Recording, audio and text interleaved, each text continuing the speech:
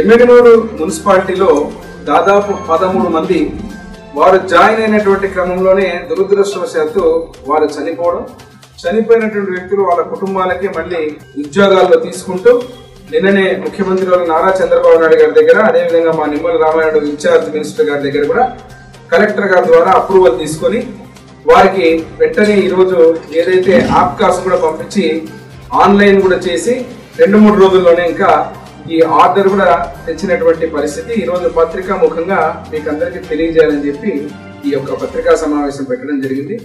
మీరు కారుణ్య నియామకాలు అన్నప్పుడు ఒకసారి ఆలోచించాలి. ఎందుకంటే వారి పరిస్థితి చనిపోయిన వ్యక్తి ఒక పక్క ప్రాణాలు పోగొట్టుకొని, అదేవిధంగా ఆర్థిక పరిస్థితులకు ఇబ్బందులు, ఇంకో పక్కన పూర్తి నిరాశ్రయులైపోయి బడుగు బలహీన వర్గాలు, దళిత వర్గాలకు చెందిన వ్యక్తులు, వారి పరిస్థితిని కనీసం గత ప్రభుత్వం నుంచి శాసనసభ్యులు కావచ్చు, ఈరోజు కొందరు ధర్నా చేస్తుంటే వారికి మద్దతు తెలపడానికి పోయినటువంటి వ్యక్తులు కావచ్చు, మరి వారి ప్రభుత్వంలో ఉన్న రోజున కనీసం వీరి బాధని కానీ వీరి యొక్క సమస్యను కానీ పరిష్కరించడానికి కనీసం ఎవరైనా ఏమైనా ప్రయత్నం చేశారా? కనీసం పలకలేదు.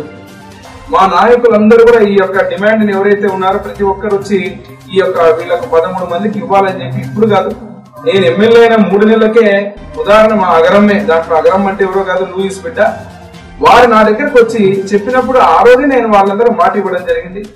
మాట ఇచ్చి దాని కార్యాచరణ కూడా ఎట్లా చేయాలా ముందుగా చెప్పడం కూడా జరిగింది. దీంట్లో భాగంగా 1.5-2 నెలల క్రితమే ఆల్రెడీ కలెక్టర్ గారికి మున్సిపల్ కౌన్సిల్లో పెట్టి దాన్ని ఇమీడియట్ గా మూవ్ చేసి కలెక్టర్ గారితో బ్రహ్మాండంగా దాన్ని యాక్సెప్ట్ చేయించి మళ్ళీ ముఖ్యమంత్రి గారి దగ్గర నిలలేక మొన్న పోయి రామానాయుడు గారితో మా ఇన్ఛార్జ్ మంత్రి ఆమోదం కూడా తెలుపుకొని రావడం జరిగింది.